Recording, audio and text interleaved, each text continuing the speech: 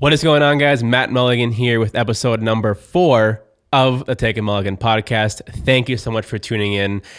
This one, you might want to write down some notes because my guest, Kevin Hennessey, CEO of Brabo Payroll here in Plymouth, laid it all out on the table. He is a boisterous, energetic guy, and if you think of an entrepreneur, you think of Kevin Hennessey. He offered so many fantastic takeaways from him growing his business. He's had a few failed businesses, but along the whole entire way, he has just been like a bull, constantly working to succeed and afford his family, his employees, and himself a life that he wants to live. Talked about Teslas, his dream car, Brabo Payroll, his company that he started with his mentor, who also owns Brabo Benefits in the company. And there's just so many takeaways. And Kevin is so energetic. And I really think you guys are going to love this episode. And like I said, you might want to write down some stuff because we covered a lot. And there are a lot of fantastic takeaways for all of you entrepreneurs out there looking to succeed. So thank you again, Kevin, for being on the podcast. Here's episode number 4, coming at you.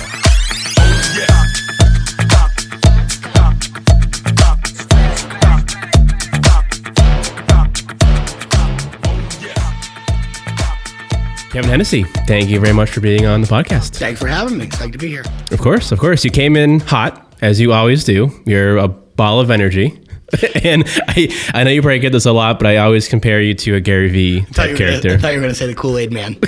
Well, that too. Well, oh, baby. Or what does he say when he comes through the wall? He says, oh, yeah. Coming through a brick wall, right? No, that's basically, and we're in a brick office, too. So that would have been perfect if that's how you came in. I was a little hard charging today. I wanted to get here on time. I was excited to get on your podcast. I love watching your content. So I appreciate it. So I kind of met you probably about 2 years ago. I mean, you've been in Plymouth forever with the business, but you are the president of Brabo Payroll. Changed my title. I'm the chief executive officer now. You're the CEO now. CEO. Ooh, CEO, baby. Big promotion.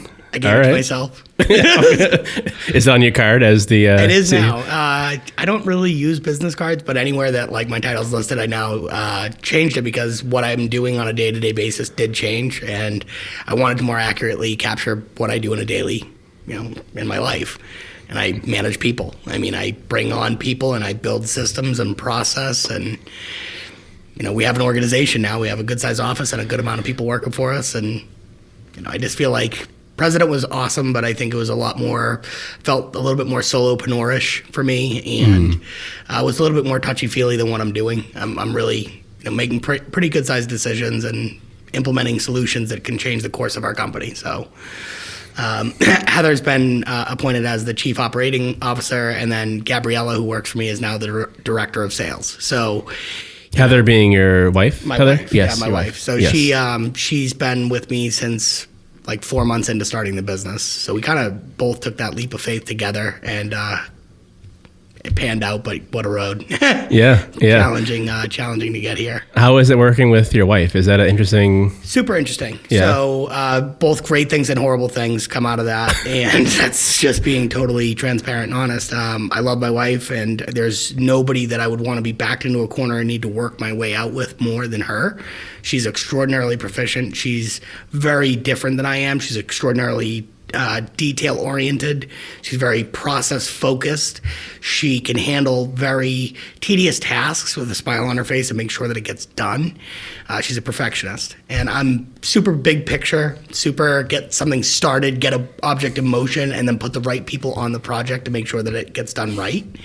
So the combination of the two of us, I can come up with a great vision. We can talk through it. She'll actually give me like worst case scenario from the way that she thinks about things. And she's definitely more of a skeptic in life than I am. So a lot of times she's looking for why it's going to fail. And I'm all about how it's going to work. And when we talk about things together, both of those views are super healthy. What's challenging about working with your wife, as I'm sure that anybody at home that's watching this that works with their spouse will know,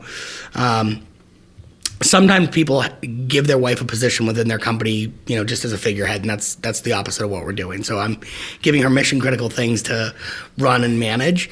But the problem is, she's my wife, so I can't really if I don't get it done the way that I want, well, kind of too bad. so there's really not much of an end game on my side. But do you take that stuff home with you at all? Like, is it hard for you to not take that home? So we used to work from our home together. And I would say the first 3 months of Heather joining the organization was the most challenging. And that was when we had to establish a pecking order. And we do a really good job of turning it on and off. And I think that over time, I've had to earn her trust in allowing for me to lead the company and for my decisions to be absolute and not to challenge me as often.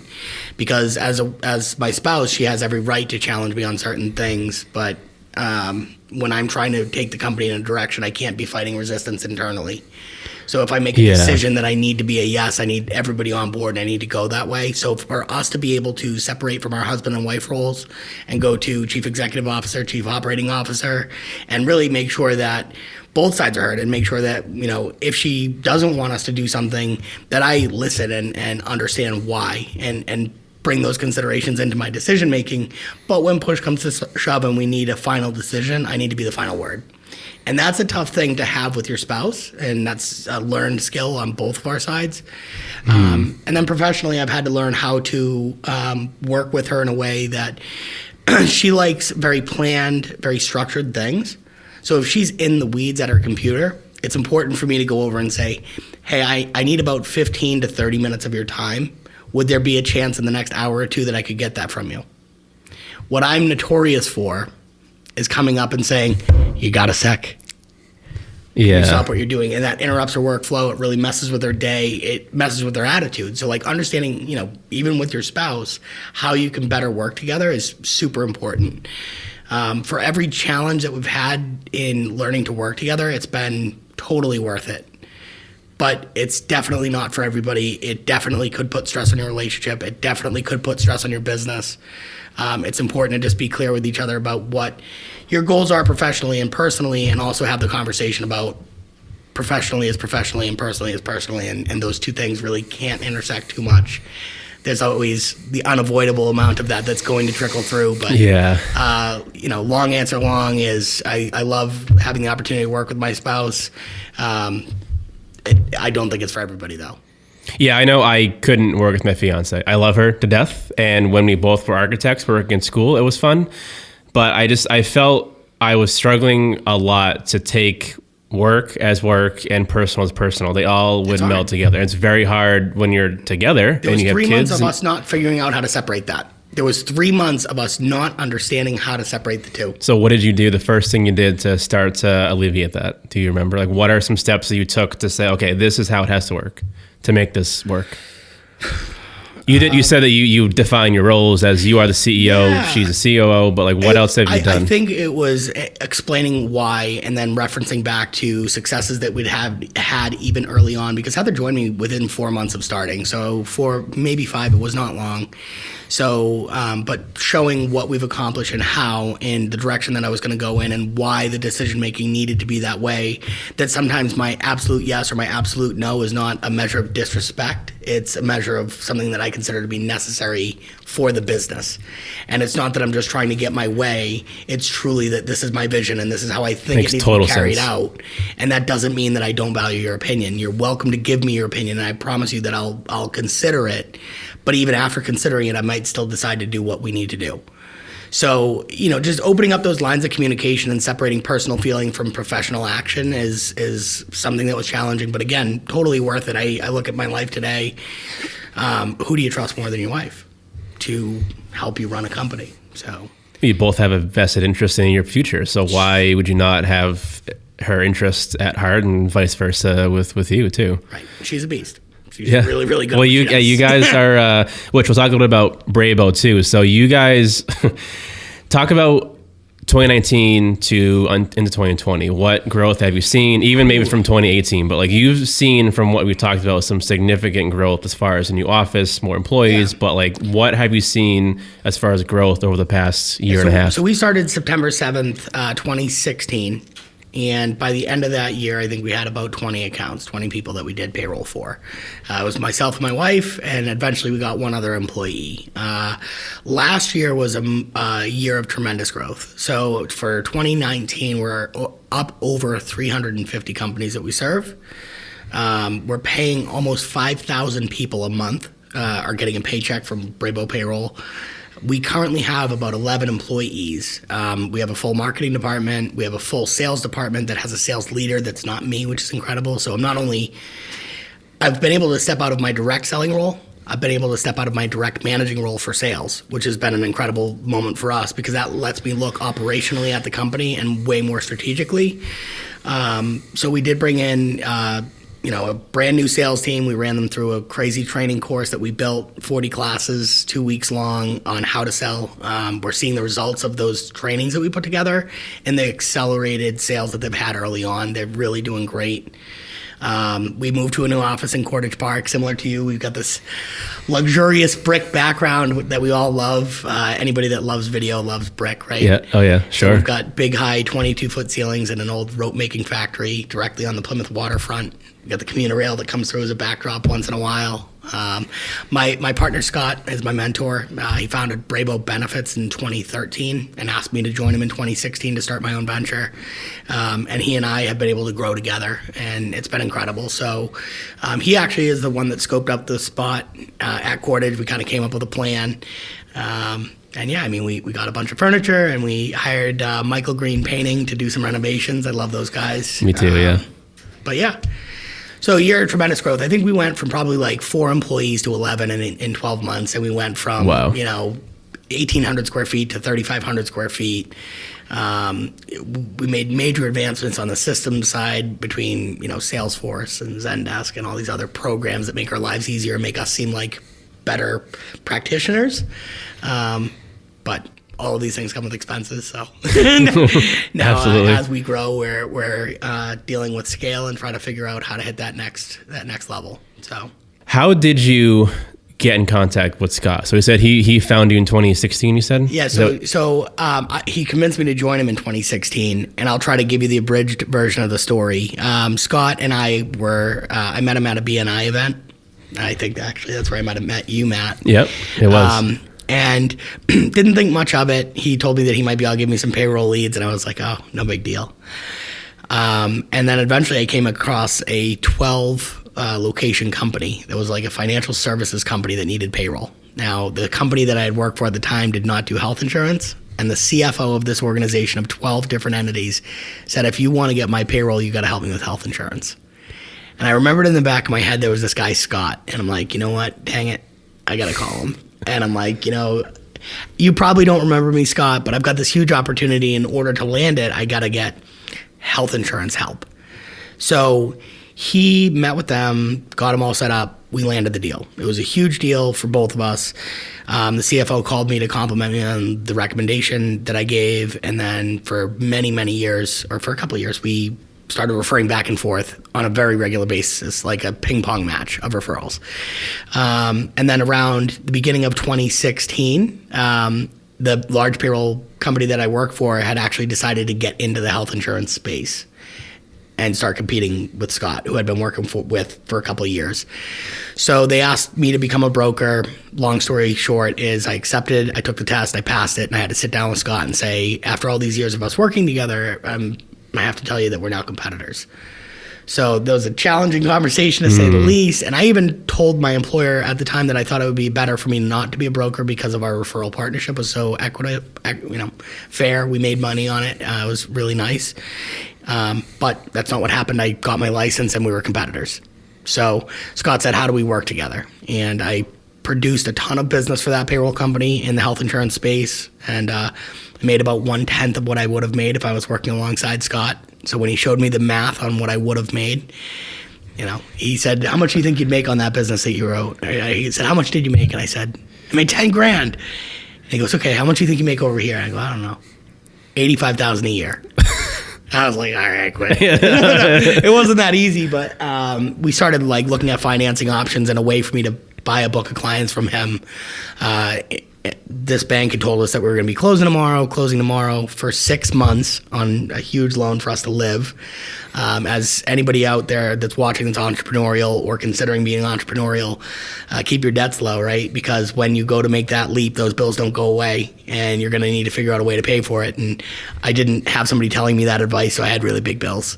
So I had to figure out a way to replace a pretty high salary, and Scott was willing to sell me clients to help offset that loss of income. But unfortunately, the Thursday before Labor Day, after 6 months of being told that we're closing tomorrow, the bank got bought out, and they didn't want to take on our risk. So it was a super challenging place to be in, because I had started this payroll company on paper probably 4 times with other people, sitting down and doing spreadsheets, and the spreadsheet said that you're a loser and you're a coward and you shouldn't do it, so I didn't. Just said, because I was very conservative in my numbers, I said I'd sell this much and do that, and the spreadsheet always said, no, you can't do it. What the spreadsheet can't capture is when you're backed into a corner, what you're willing to do. Yeah. So I woke up the Tuesday after Labor Day, and I couldn't go to work. And I called my employer. I was just like, I quit. No plan, no money. How'd you feel? Was it scary? It was scary. So scary. Scariest thing I ever did in my life. Were you married at that point too? Yeah. Or so Yeah. what did Heather say? She was terrified. It was horrible. So I told Scott, and Scott's like, I don't know why you did that. That's crazy. And so we worked together for a month, and after a month, Scott loaned me $150K. Wow. And when you first started working with Scott, how did that relationship work? Because he essentially, I know at this point, he runs the Brabo benefits. He started part. it, and I left kind of like thinking I'm going to be a benefits broker. And within 30 days, he and I got some really good traction. We started moving, and he could see how hard I was working, and he knew that it was going to be a thing, and he offered to loan me money that he truthfully couldn't have afforded to lend me. So that gave my wife and I some financial stability in order for her to join us 4 months later, and to not focus on going out of business every day. It was tremendous, but we were able to pay the loan off in full in 10 months back to Scott, which he gave me a 10-year loan, so we were psyched about that. Wow. And, wow. Now we worked very closely together. I think that combined between our two companies, we're close to 30 employees. So there's just 11 on the payroll side. Scott's got somewhere around 15, 16 maybe. So, but we work hand in hand together every day still. We make decisions together. I take his lead because I think he's brilliant. I know he is. He's Mensa. He's a certified genius. He also got He got business of the year, right? Business person of the year by the Plymouth Area Chamber of Commerce. Yeah. And it's not well just, deserved. It's not just how many deals you sell. It's like what you do in the community. Yeah. So, yeah. Good mentor. Yeah. It seems like, both you guys are doing really well too. But so when you project your growth, is it something where both of you talk about each other's section of the company, or is he on his own track and you're on your own track? We're both totally on our own track, but you bring up an interesting point. We do a joint offsite meeting once a year. So, during this offsite meeting, he had a couple really good things going for him heading into the new year, and so do I. And we made a little wager. So right now, our revenues are pretty close. His is still superior to ours by a good amount, but we made a deal that whoever finishes with the most revenue in 2020, the loser has to wash the winner's red car. So I have a Nissan GTR. It's my dream car. It's red. And Scott actually has like a 1970 Corvette that's also red. Yep. So, one of us, and it's going to be in January. Oh, God. So one of us next January is going to be out there playing in the very cold temperatures, washing a red car while the other one laughs. But, awesome. Win or lose, it's just a lot of fun. And our teams, our culture is run together. Our staff, even though they do know where they work and which company and who reports to who, which does create interesting dynamics, office dynamics and culture, this gives them something to put themselves into and to fight for and have pride and all that kind of stuff. Yeah, and speaking of culture too, I know, here at Hawk Visuals, we're very small, but culture is important to me. When you started hiring more people, now you're at, significantly more than you were 2 years ago. What type of culture did you set up beforehand? Is that still carrying through now? And how do you maintain that? I think it's changed. I think, so somebody that might be right for your business super early on might not be right for it as you grow. So I think in our earliest stages, we had some tremendous individual contributors that could do the work of maybe even 2 people, sometimes 3. But as we started seeing the team grow and the need to collaborate, some of those people weren't able to do those same types of things in a team environment. They were solo type people. So culture at this stage in the game is everything, and collaboration is everything, and how well they work and gel with everybody. And I know it's super cliche, but it's real. You have to have systems in place. Like for us, we use an HR system that we do offer to some clients that are looking to get their arms around it. But we have a peer-to-peer recognition system called Impressions. So, Gabriella can actually recognize Heather in my office for helping her with a specific account. She can do that right from her smartphone. And everybody in the company sees the things. So that's one way. We make sure that we run performance reviews on a really regular basis, and we run sales contests, we run games, we bring donuts into the office on Fridays. We try to do stuff together when it's possible, and we try to come up with common goals, and we try to find a way to bridge the gap between sales and service, because operations and sales working under the same company in almost every company is a challenging mix, and getting those people to understand that they are going for the same things. The raises that the operation side gets are a result of the efforts of the sales folks. Yeah. Right. So, but the sales folks don't have a product with 5-star reviews if they don't have 5-star service people.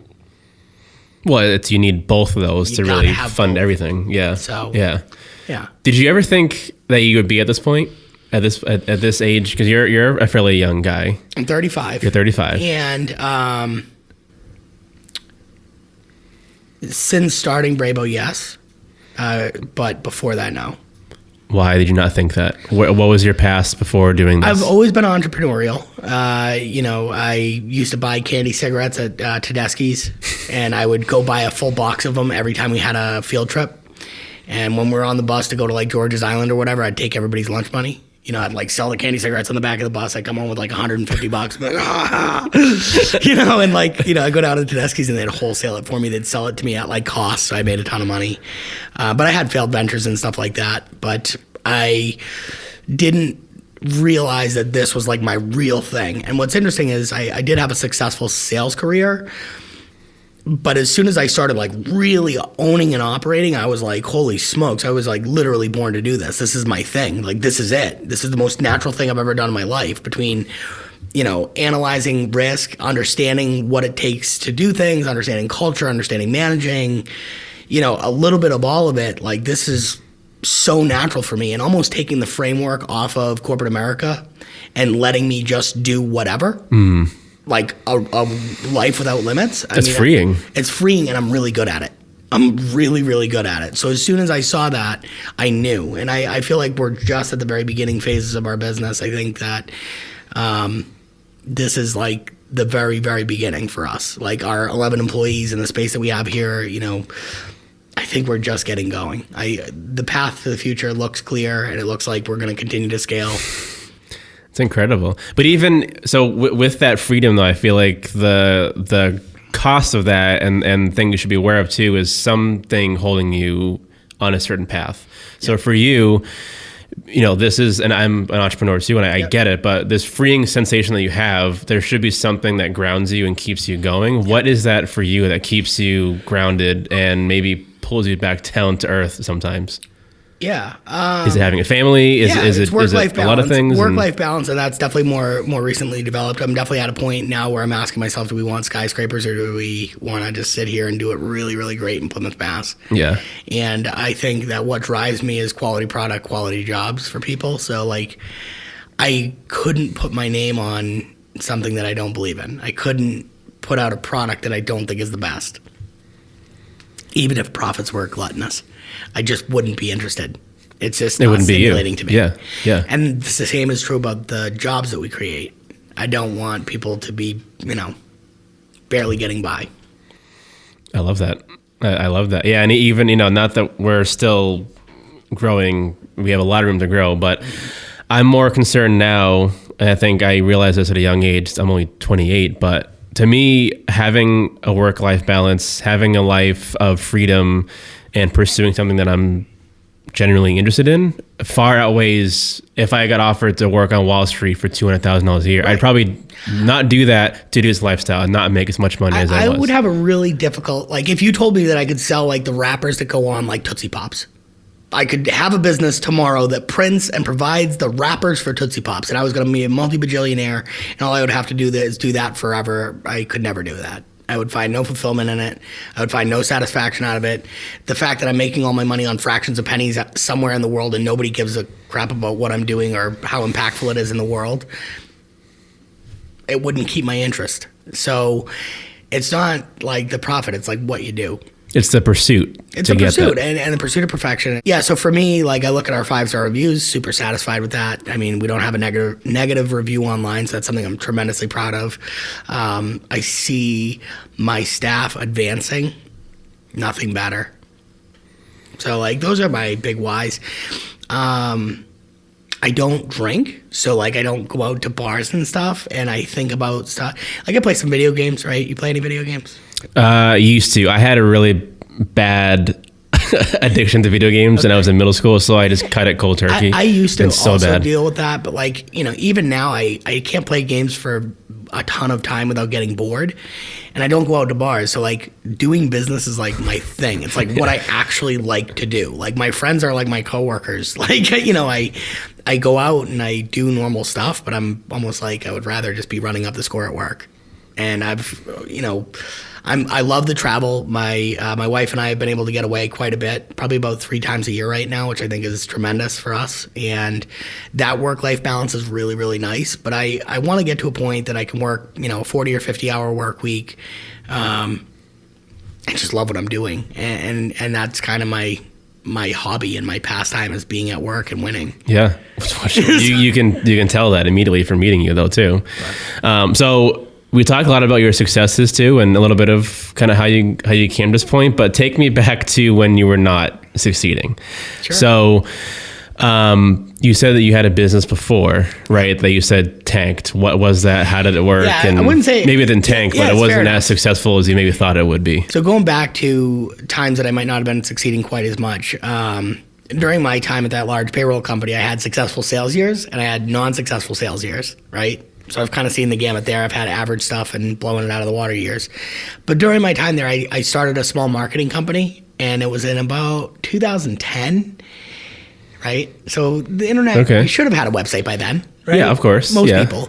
Yeah. So what I thought to myself is how many blue-collar guys should have a website but don't? And in 2010, it was a lot more than it even is now. And even now, there's still a lot of blue-collar guys out there that aren't doing it. So I would call them blue-collar companies and I'd say, hey, man, I think you should get a website. They'd be like, all right, well, can you help me? I'd say, yeah, it's $5,000.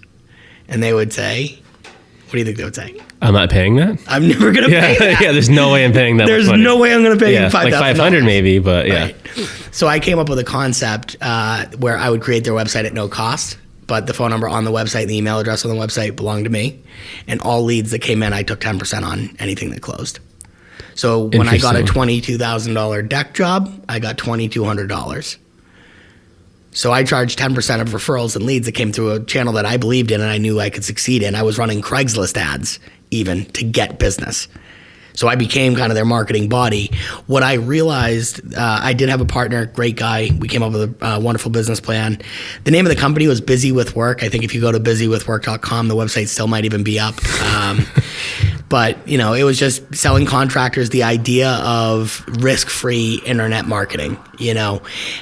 It wasn't scalable, and that's literally why I stopped doing it. How can I keep track of these leads and whether people are being truthful with us or not?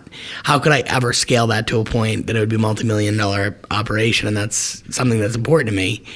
And it wasn't sustainable, and it wasn't something that I had a vision for how we could solve that problem. And for that reason, I didn't continue to pursue it. We got a handful of customers. We made, you know, $10,000, $20,000, something like that. Not a lot, but tried, failed, didn't work out. And, you know, I had another marketing company not too long ago that didn't work out. And then I've got Brabo that's going to keep working out for now and forever and keep going. And I'll probably start, you know, I'll tell you my most recent entrepreneurial journey. Oh, God, here we go. I don't care. So my son is at my mom's house up in North Conway, New Hampshire, and he's been up there for a couple days. And I got a long driveway and a mailbox at the end of it. And my son, being 11 years old, I could be like, Aiden, go get the mail. and he goes and gets the mail. He's been gone for 3 days. So the mail's like piling up. It's really giving me anxiety. Gotta trek like at least 20 feet to the end of the driveway to go get it. And I said to my wife, I'm like, God, maybe we should do P.O. boxes. But what we'll do is when the mail comes in, we'll scan it to a portal for whoever pays us for it. And then we'll shred it. So like millennial mailbox, right? Like, I don't ever want to check my mailbox. Why do I have to do that? It seems like the stupidest thing in 2020 that I have to do with my life is check my mailbox. Why do I have to do that? So essentially someone is monitoring what's important. They're not even monitoring it. They just scan every single letter, postcard, and email. I mean, every letter, everything that comes in the regular mail, they scan it into your portal. And every day you open it and you can see what you got for mail. And you say, shred all this, keep that? No, it all gets shredded. It all gets shredded after they all scan gets it. shredded. They scan it in and they shred it. If it's certified or something, maybe that's a business challenge that you'd have to deal with. So whatever. I mean, the point is that was my idea, to not have to go to the mailbox, to turn it into an electronic process. Well, that's being an entrepreneur. You think, okay, here's a problem that I want to find a solution for, and why not try it out? I'm sure you have a company name for it. I did. You do? Yep. So I'm going to tell you, I apologize for interrupting us like this, but I'm going to my text messages with my wife this morning, and let's see what I said. So I sent her a couple screenshots and I said, it's already a thing. So somebody's doing it. Oh, it's already a thing? It's already a thing. So it looks like virtual anytimemailbox.com actually does it from $6.99 a month, which I'm probably going to be a customer there very soon. So shout out to them. Snailmail.com is available. So I was $70. I could hire a broker. I could potentially buy snailmail.com. So I was already like looking up domain names, how much it is, trying to find competitors, doing market research. And my wife said, you missed your calling. And I said, my gears are always going in that space. Pain, solution, business idea, research. That's how I do it. If I feel pain. Say it again. Pain, needing to go to the mailbox. What the heck? Yeah. Solution. Why doesn't somebody scan this in for me? So the business idea. Yeah. And then research. So then I jump onto GoDaddy and I try to find competitors. And as soon as I did like a quick search and I saw that it was already kind of a thing, I'm out. I'm not going to do it. But that's literally how my brain works. If I feel pain and I can think of a solution, I try to turn it into a business idea and see if it's viable. But that makes total sense for anything. But that's how I live my life. Like, I don't even have to think that. It just happens. It comes naturally to you. Yeah, if I feel the pain, I'm like, okay, can we turn that into profit? But then you get from those two stages to research, and that's maybe when you realize, okay, maybe this doesn't work? Or do you just say, let's just try it, and then... Yeah, I mean, I guess it depends. But like for me right then and there, I have a business that's pretty common sense. It's residual income on the payroll side. This would be a distraction from that. So like in doing my preliminary research, finding out that there's already competitors, I know it's going to get bigger. I know that there's going to be plenty of other competitors in that space. And I think that it would be a distraction in my life today. And I figured that out in 15 minutes. So like my time invested in this is nothing. But I did invest some time. Yeah, but it's time being, it's 15 minutes. It's not like it's anything crazy, but... But I think that's part of it. It's just like saying like, all right, I have an idea. Like take it a couple steps further. Like, okay, go on. So how would you solve it? How much would it cost? What would you need? What would you call the business? So I said snailmail.com and I'm like, hey, I could potentially get that website. That's kind of cool. I'm thinking of the logo, what it would look like. I'm already thinking of Snailmail as a logo. I'm on like Fiverr, like, all right, let's get this logo made, right? Yeah. So, but overall the 15 minutes that I invested, I think gave me an indicator that I'm not, if there was nobody there, I'd be lost. I'd be starting to go. If I didn't within 2 seconds find a competitor, I'd probably be knee deep in it by now. Really? Yeah. But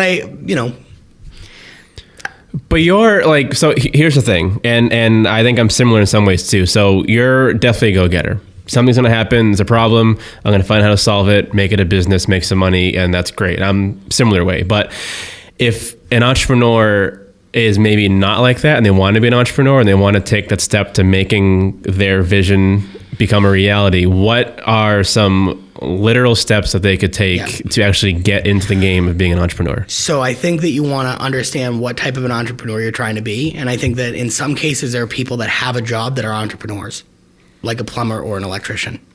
In what way? They don't necessarily work for somebody other than the customer, but they're not necessarily looking to scale sometimes. Sometimes they just want to make, $200,000 a year with a monkey wrench. See also every plumber that you know in town because they kill it, but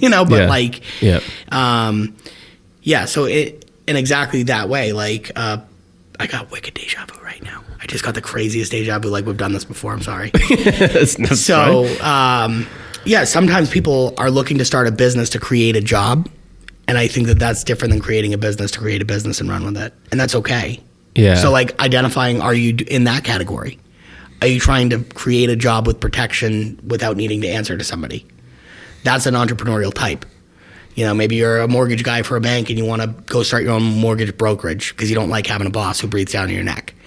The other side of entrepreneur is looking to build a business, build a team, and scale. You know, and that's probably the one that I've ended up in and something that's always been important to me. But there's a lot more risk with that. There's a lot more complication with that. There's a lot more to know. It's a bigger lift and it's a lifestyle. It's, you know, you could go in that plumbing or electrical trade and work a 40-hour week and make killer money. And, you know, you could also work 100 hours a week and, you know, deal with the same headaches that we all do. It just kind of depends on what you're trying to do. Growth hurts. Growth is a challenge. So, like, whenever you're trying to grow, they don't call it growing tickles, right? What do they call it? They got growing pains. Yeah. Right? Because it hurts. Yeah. Right? So to grow is super challenging. The growth that we went through in this last year has been challenging, but it's going to pay off, and it's been good for us to go through that. You need to know what you're signing up for when you start the business. Are you signing up for some pain? Because you definitely want to know that before you do.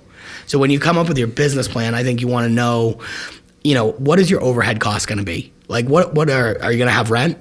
Are you going to have to pay rent from day one, or can you run out of your house? What is the shortest path to bringing money in? Most important question, I think. You've got to start charging customers almost from day one. I know that there's a lot of different types of entrepreneurs out there that do, you know, fundraising and seed, and you're going to have to watch another podcast for that because I don't know about that world. Yeah. But the world I do know is when you leave a high salary position and you got to pay the bills, you got to figure out how to have the minimum viable product that the market could buy tomorrow. You're a video guy. Yeah. So really, I'd say a tripod for $100, a Sony A7 III, and a Tamron, and maybe a Zoom. Yeah. Maybe a lav mic. So you're probably looking at $7,000 Yeah. to get Maybe even up less and than going. that. Yeah. Right. You could pay $7,000 and start charging $2,000 to $5,000 a video, maybe more depending on the production quality. But with spending that $7,000, now you just got to land a client. You're in the money. Yeah, it's just like, you know, when I first did it, it's like, you have no portfolio. So what are you going to show someone? Hire me because of what? You have nothing to show. So it's like almost like, what is that balance between doing enough to get a portfolio and then you can charge money? I'm going to say, you know what I mean? This to you now because I'm admiring your business pursuit as much as you've been cheering me on along the way. Your local highlights with your customers lately and your food shows, that would have been the answer earlier on. Yeah. That would have been looking your back portfolio. 100%. So, and that's only stuff that you get to learn along the way. Yep. But if you had bought those things and started doing that, the business would have come automatically. So that's how you create the portfolio. Totally. You know? And even just for me, like, I was just not comfortable being on camera either. Yeah. So that took me up, 2 years of doing this to get comfortable enough to be, okay, now I'm going to talk to Kevin Hennessey of Brabo Payroll. Gary V time. And yeah. Here's my Gary V for you. And I know we joked about this in the beginning where I don't want to be too much like Gary V, but press record. The only way you're ever going to get better. And I think this is important for every business. I think video is such a crucial part of all businesses. It's certainly been a part of our rise, and it's the name of your business is Hawk Visuals. It's all you do is visual stuff, right? Mm-hmm. Yep. You just got to hit record, and you got to get uncomfortable for a little bit. And, the first time Michael Jordan shot a basketball, I mean, you probably sunk it, but Yeah. but chances are pretty good. Like, it wasn't the best, and practice makes perfect, and getting uncomfortable makes you better. Things like BNI or Toastmasters or the Chamber of Commerce are great venues to learn public speaking and to get more comfortable with audiences. Mm-hmm. But I think every business needs to get more comfortable on camera, whether they own a video company or if they own a florist or whatever. Yeah, and it's interesting too that I almost feel like now I am comfortable being uncomfortable. That makes any sense at all. Like, so when I went to architecture school, you were back up against the wall presenting your products to your colleagues and guest critics, and I was scared shitless. I hated it. It was just, did not like it. After doing it for a while, you get confident and you're like, okay, this is my stuff, here it is. And then now owning a business, you keep working at it. I think one of the biggest things that we probably realize in owning businesses is that failure happens all the time. Failure is kind of funny and it's expected. So when failure happens after you've owned a business, you're like, so what? So what? But I it messed up takes- my line. I said the wrong thing. You got Yeah. me. But so what? I make failures all the time. This is okay. Yeah. So you let yourself off the hook a little bit. But you kind of have to get to that point, though. I agree. Totally agree. It's really hard to get to that point where you're okay with failing. You have to get to the point that you've failed enough times to see that all of those failures were never your final failure. That's the important part. Every That's a time great that point. you failed, you got through it.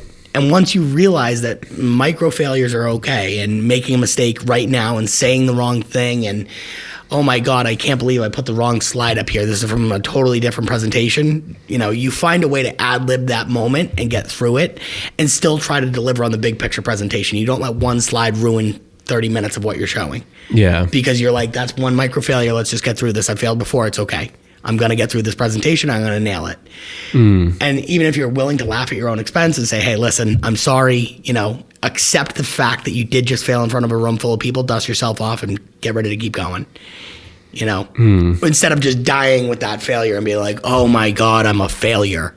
Presentation's over, guys. I guess you were all right. I shouldn't be up here. Yeah, that is no hill to die on if you're going to say this one little thing is the end of it. I promise you this might not look like I have attention to detail, but architecturally I'm sound. PowerPoint, not my shtick. Yeah, roll with it. Roll with it. And it takes a while to get used to that. But some people will actually be impressed with your ability to roll through that moment more so than the failure that the moment created. So some people will see you on stage, they'll empathize with you because they'll remember a time that they were put in a similar situation, and they'll be like, holy smokes, that guy's the man. He's fighting through it. He got it done. He didn't even let that. If that was me, I'd be dying. Good for him. I love that guy. That's a great point too. It's a great point. But even these are little fails though. Yeah. Have you had a major, what you call a major fail? And if you have had one, how have you recovered from that? Because you can easily shrug off the PowerPoint presentation being wrong, or you called Mike Matt by accident. But when these major fails happen, how do you address that? And maybe if there has been one, what has that been for you? I don't think I've had a major failure. Okay. So I think that an important part of entrepreneurial spirit is taking risks, but calculated risks. Risks that you can work the odds in your favor by working harder and trying to find a way to leverage things. I'm trying to genuinely think about my biggest failure. And it seems like you've had little ones along the way, which is still totally fine. But like in my mind, thinking of a minor failure and a major failure, play poker. Two different, not enough to call myself a poker player. But all I would say is, like, at a certain point when you're a chip leader and you got a pile of chips and you're head to head with giants and you're doing all this stuff and you're gambling big and whatever, at a certain point you got to like chill out on going all in. You can't keep going all in because when the stakes get to be too high, you're eventually going to get caught on your bluff and you're eventually going to lose. So I think earlier on, it's more acceptable to take what seem to be bigger risks, but because you're smaller, it's not as big of a risk. Right. Because you didn't even get started. So like maybe my other company that I looked at and I allowed that to fail, that could have been a defining moment. Maybe that would have been my biggest failure if I hadn't done something else after.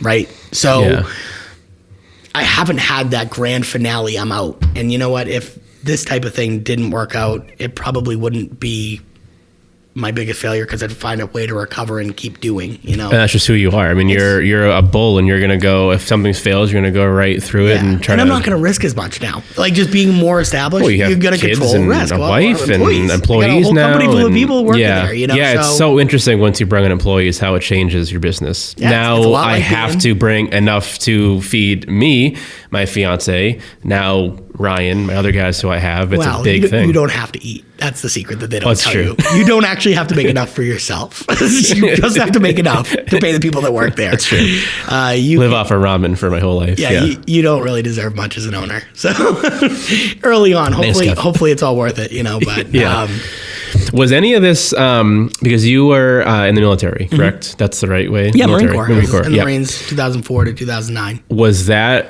a defining moment that you feel like helped you in business because of how difficult? I've never been in the military. You know what I'll say about my military experience? There's a couple of things that in my life that were different that I think set me up for a huge level of success. I didn't go to college, so I think I saved about $150K there. If I did go to college, I would have had the military to pay for it. because I went in the military and I have the GI Bill, so I still wouldn't have even had bills. Yeah. So that's a major leg up on society. When my wife and I got married, we got married in Rome. We eloped, and I think we kept our wedding costs to about $5,000. So, and when I bought my first home, it was zero down because of the VA home loan. So I was able to move into a place and start paying $1,400 a month for a 3-bedroom cape, when rent was $1,400 a month, right? So when I look at pivotal moments in my life, I think that those 3 things were really important. Not going to college and saving that money for me, not overspending on a wedding, and then having the VA home loan available so that I could get into a house with no money down and just start paying. You know, your taxes greatly change when you buy a house versus when you rent. You save so much money in taxes. It's almost like 2 mortgage payments a year. For me, in my situation, it was. So even though my mortgage was about the same as rent, my taxes, I got way more back. So it was actually like cheaper for me to own. By the time I went to move in 2 or 3 years, I had like $60,000 extra in equity that was built because the house increased in value. And, you know, so I guess to directly answer your question, like the military, the benefits of the military set me up for success financially in a lot of ways. And then some of the other things were I learned chain of command, which I think was extraordinarily important. Yeah. And I enforce that within my company. So the people that are on my sales team that report to Gabby, they need to bring their issues to Gabby before they come to me. And I'm okay. I'm happy to talk. I'll talk to you about your family, your life, whatever, but you can't be talking to me about a micro problem that Gabby could have addressed. And you got to give her an opportunity to fail first. So like, and I've looked at that, you know, being an employee too, not jumping chain of command. So I think that was tremendously helpful. And then the other thing that I think the military gave me was discipline. And discipline I define as the instant willing obedience to all orders. So like right here and now. So Scott, my mentor, who we talked about a minute ago, will start asking me to do something and probably has been doing this for a few years. He might say, can you? And I'm already standing up on my way to do whatever it is. He hasn't even finished the sentence. He's like, can you? And I'm like, you're what? willing to What? serve. Yeah. It's just like right now, when, how, where do you want me to go? Who? And I'm beginning that first step towards doing whatever he is asking me to do before he finishes asking. Is that a respect to him being a mentor, or is that just in life? Is that just your personality? As far as like, if I feel like I've got somebody that is in charge in that moment and they're telling me to do something, I execute right then and there. And I don't question their motive. I don't have how or why. You know, I'm like, okay, what do you need? I will take action right now. You know, you asked me to be on your podcast. I'm like, yes. Yeah. Sure. I'm in. Just right off the bat, yeah. If somebody gives me something to do, I'm typically a yes. Yeah. If it makes sense and I don't have any real objection. Mm-hmm. So just being willing to take orders, move in that direction, I think that level of discipline helped me a lot. I think chain of command that I learned in the military helped me a lot. And I think a lot of the financial benefits like the GI Bill or the VA home loan financially set me apart from my peers and allowed for me to pursue some of these endeavors. Mm-hmm. So I think that those are the things that I got from the military that really helped me to get here. Did you always know you were going to be in the military when you were younger, or how did I think so. Did you? Yeah, my grandfather was a sergeant major in the Korean War, and he served alongside Chesty Puller, who's the most decorated Marine of all time. He's like a folk hero. He's, you know, iconic Marine, like the guy. And yeah. I have pictures of my grandfather when they're at like Camp Pendleton with their shirts off, and it's like him and Chesty Puller just hanging out. And that's awesome. Having been a Marine, to like hear who this guy was, and then years later to be at my grandfather's kitchen table, and he's like, "Oh yeah, here's a picture of Chesty." I'm like, "What? Chesty Puller? That's crazy." Yeah. You know, so my grandfather, you know, being a sergeant major, I wanted to make him proud, so I eventually signed up and did that, and it was the right move. It helped a lot. Yeah, you've done quite a bit in your life, and that's why. I mean, I think all of us really here at Hawk Visuals, we look at a lot of stuff that you guys do, and me personally to you, I think you're an inspiration to entrepreneurs as well. And when you bought your dream car, which is, so talk to me about your GTR. So that was your dream car, right? Yeah. So I'm 35. So any of you guys that are on the outskirts of millennial, if you had a PS1, PlayStation 1, Gran Turismo 2. There was a 98 Nissan Skyline in that game, and it was awesome. You could kill every car with it. It's the older body style. I think it's the R34, which was also featured in the Fast and the Furious movies, right? Sure. Walker, yeah. Sure. So when you see that Skyline pulling up to the starting line and it's blowing its turbos and, you know, I was just like, that's awesome. I'd love to have a tuner car. I had an Acura that I put a couple parts on in high school.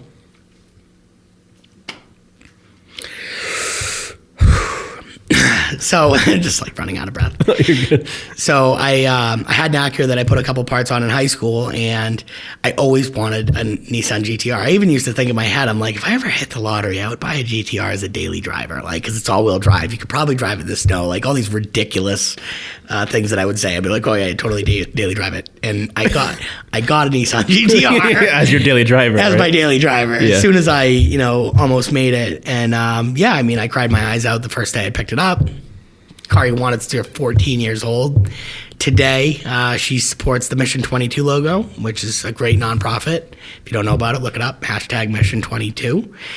Giant wing on the back, and I love that pushing thing. about 700 horsepower. And I absolutely love the car. I'm able to spend time with other car enthusiasts every spring and summer. So I do a bunch of car rallies with people that have cars that are 10 times better than mine. But they let me schlep around because I work really hard with my Nissan. So, iconic car brands like McLaren and Lambo and Ferrari, and I'm in my Nissan, but we're having a good time. But now you have a Tesla though too. And that's my daily now. So now your daily driver's a Tesla. So yeah, that's a tough one. I don't know whether I'll keep my GTR. Hopefully I don't get a bunch of hate in the comments below, but those things, those Teslas, the stock went up again today big time. Tesla stock again, skyrocketing. It's like driving your iPhone. I mean, it warms up itself every morning at 8 a.m. before I even get in. So by the time I get in, the cabin temperature is set to what you preset it to. I mean, it's crazy. You wake up to a full charge every day. No oil changes, very minimal brakes. There are not really any moving parts. You change the windshield wiper fluid and a couple sets of tires for 100,000 miles. That's it. Was that part of why you got one? Is because of it just making it easier? I literally just thought like it would be a decent daily driver. I didn't think much of it, and I got it, and I'm like, I don't think there's ever been a better car made than the Tesla Model 3. You know, and it ranges from $35,000 to $53,000. We're not talking $200K. Very affordable. It's a reasonable cost, and the cost to operate it is laughable, and it's just. I bought Tesla stock, I think, like 2 months after buying the car because I just couldn't help but drive it, and it just feels like what everything is going to be in the future is that car. So originally when I got the GTR, I was looking at a P100D Tesla versus the GTR. Those were my two choices, and I went with the GTR because of the car noise, the engine. But you don't get that with the Tesla. You don't. But if you own your dream car for 2 years and you get all the and you're satisfied with I missed that sound on Main Street here. I would hear you drive down the street. Now you don't even hear me. Now I don't even hear you. Yeah, I can't even hear you. That's good, too. But we'll see you with the Cybertruck, right? Hopefully. I cannot wait for that thing. Yeah, I mean, the other cool thing is if you go speeding, nobody hears you. So, like, you're not causing a commotion. Yeah. Like, the only way that you're going to get pulled over is if, like, a cop looks at you and you're visibly just going way too fast. Yeah. But it's not, like, also, like, a loud exhaust noise that's disturbing people. Right. So it just doesn't cause a lot of attention to itself. It drives itself. Get a Tesla. Everybody go buy one. They're sick. You'll love it. The acceleration is better in that than your... Or is it? Okay. Yeah, it's about the same in my car. So the Tesla, I'm in the Tesla Model 3 Performance, and that stock gets about 3.2 seconds, 0 to 60. Okay. Which is GTR fast. I mean, that's crazy. Yeah. The range is like 310 miles. But even the Cybertruck, it's 0 to 60 in 2.9. Yeah, it's crazy. It's probably fast. TriMotor one, right? That's the one I got. That's the pre-order. I spent my $100. I spent my $100 pre-order. But I can't wait till it comes out, and I definitely am looking forward to getting it. I'm hoping to get the ATV that goes right in the back that you can plug right into the thing. I think it seems sick. From what I read, it looked like they were going to have a range of like 500 or 600 miles for the TriMotor. For the truck, which is a game changer. I mean, that's going to be big for anybody that's entrepreneurial that owns a landscape company or any other types of companies. I think it's going to be the go-to truck. Yeah, I think aesthetically it is what it is. I think people look at it and they either love it or they hate it. But I think that if you just look at specs and you own a company that wants to grab attention of customers, you've got a green initiative in buying a green vehicle. You got a truck that looks like nothing else on the road ever. And statistically, it's a beast. It can do a lot. So I don't know. I think within the next 10 years, it'll replace F-150s. Who knows? I love it. I know, isn't Ford coming out with a e-truck too? I don't know. There's a couple e-trucks so out I know that GM just announced the Hummer, and I know that GM as a brand overall, has made a commitment to go towards the EV side of things. It's been a big part of what they're looking to do. And I'm excited to see what they say. I guess I'm going to take you off subject for a second on our entrepreneurial talk, and I'm going to give you Tesla. Well, I love Tesla, stuff. so I'm happy to talk about Tesla. So here's my thought, and it's purely my thought. Don't ever take investment advice from me or anything like that. You heard it here. You heard it here. But what if Tesla turns into the Droid of cars? The iOS, the Windows of cars. Think about Rolls-Royce. They sell a $400,000 product. How many people buy a Rolls-Royce every year versus how many people buy a Tesla every year? I would assume a lot more Tesla than Rolls-Royce. Yeah. So how could Rolls-Royce make the ideal user experience? Where are they getting the information? So if Tesla would back out of the car making space and develop an iOS system. Yeah, whether it's motors. So the way I would picture it in an ideal world, Tesla already has the largest supercharger network in the country. I can go from here to California and hit superchargers the whole way and be fine. I would have to like really kind of Mickey Mouse and put some stuff together to figure out where I could charge my car otherwise if I didn't have a Tesla, if I had a Nissan Leaf or something, right? Yeah. So what if Tesla sold the plug to Rolls-Royce where they could plug in? So now Rolls-Royce can charge anywhere the Tesla can. They put in the motors and they put in the iPad.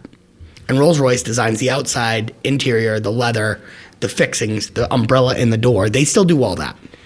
But the motors, the supercharging network, and the iOS, the iPad, the self-driving technology is all Tesla technology. And they get that in almost every car, similar to iPhone or Android. You have a Samsung phone, but it operates on Android. What if instead of Android, we're talking about Tesla? Yeah, you have a Rolls-Royce, but it's a Tesla Rolls-Royce. Interesting. That's what I think is a possibility of happening, because they're also cornering the supply chain because they already have the infrastructure built for the supercharger network. But I wonder, so when you talk about Tesla chassis versus a Rolls-Royce chassis versus a Honda Civic chassis, they have to be modifications to how those things interact with the car, right? Sure. I mean, I know that. I think that Rolls-Royce, as an example, should do the exterior styling, the shape, the aerodynamics, the new look, the lights, all that kind of stuff. I think they should do the suspension. Well, the motor and the motor and the system. It could be them, but like really, Tesla's probably got the motor figured out. I mean, they've got the Tesla Roadster that's gonna be able to do 0 to 60 in 1.9. Yeah, so like ridiculous. Whatever it is, they're putting down. I apologize again. I did repeat last time. So, I think that Tesla as a technology company is going to come up with motors that are beyond adequate, that are wonderful. And I think that the way that electronic vehicles operate with the batteries all being on the bottom side puts the center of gravity really low. So you get a very unique ride experience in them already. It's buttery smooth. It's so crazy. Yeah, have you experienced that in your Tesla? Oh, it's crazy. Is it? Yeah. It handles better than my GTR. Like on a side road, I'd probably lose them. Yeah. And the power is so immediately available. I don't think that any of those things I could complain about. So what I might be able to complain about is the experience of going into my Model 3. The only thing that you see there is the iPad, and there's no other buttons. And do I love that or do I hate that? Well, Rolls-Royce could do something different. They could have, a 10-inch screen that's running Tesla, but they could have all the stainless and all the, what's that called? The Alcantara. Alcantara. Yeah, they could do all that fun stuff. They could keep that going, keep that alive. Yeah. But don't worry about your iPad.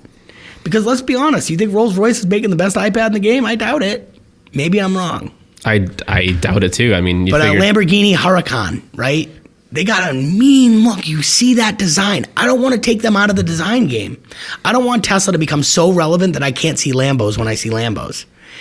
So I think that Tesla right now is kind of the future, like what they're doing from a technology standpoint. I would love to see them keep the creative design elements of automakers that have to compete with each other intact by allowing automakers to build on their platform. And I don't know that I'm right, wrong. I have not read a report. It's a great point because you figure, if these new Teslas are supercars, the performance it's similar to what a Huracan. I mean, I'm sure even faster than a Huracan, probably. I have two keys. I didn't bring my wallet in today, but the key to my Tesla is my phone.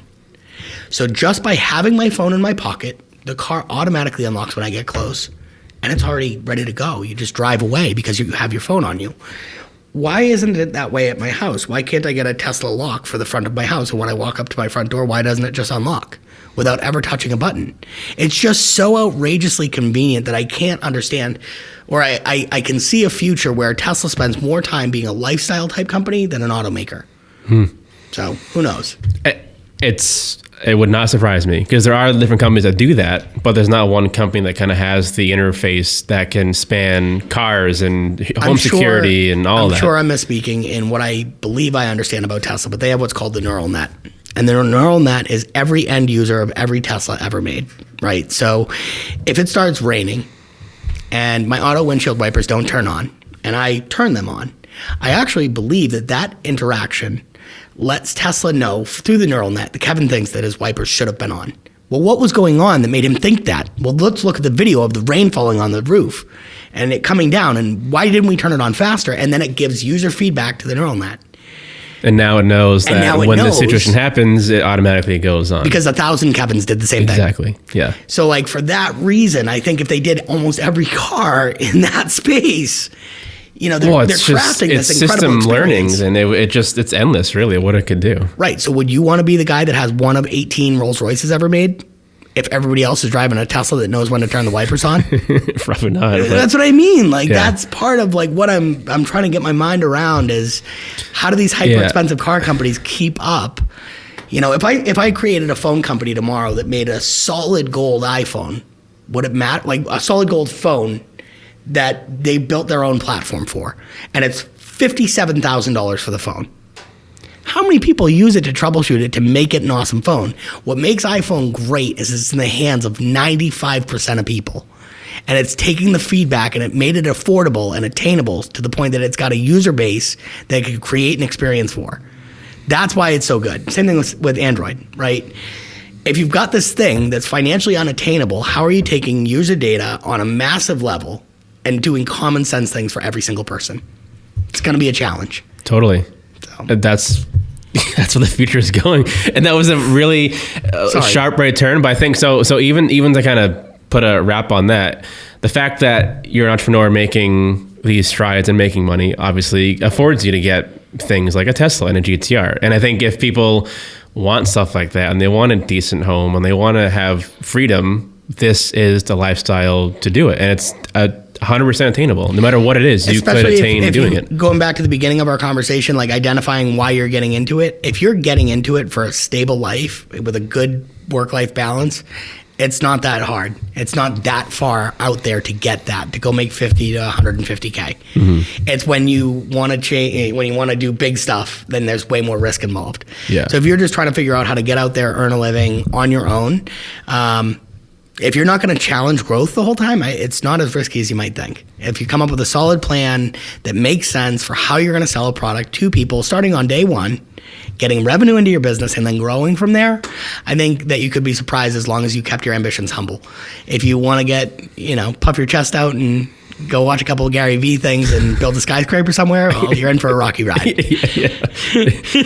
Kevin, look, I really appreciate you coming on. Like I said, I've always looked up to what you guys have done, and I'm sure if you come on again, you're going to be twice as big as what you are, and I'm very confident you'll do that. If people want to learn more about Brabo, where can they find out more about you guys? So you could text the word payroll to 44222, or you could go to PlymouthPayroll.com. Check us out on Facebook, Facebook.com/Brabo Payroll, Instagram @Brabo Payroll.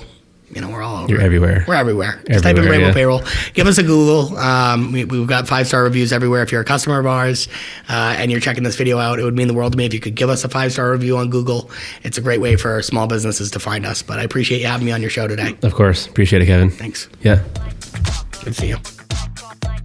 All right, guys, thank you so much for tuning into yet another episode of the Take A Mulligan Podcast. I told you, Kevin is loud and he's full of info, and I really think you guys have a lot of stuff to think about if you are an entrepreneur and thinking about your business. I know I definitely am personally here. If you guys do want to watch the video podcast, if you're not watching it currently, you can go onto our YouTube channel at Take A Mulligan Podcast. You can also find us on Facebook and Instagram, where we're going to post some of our highlights on there as well.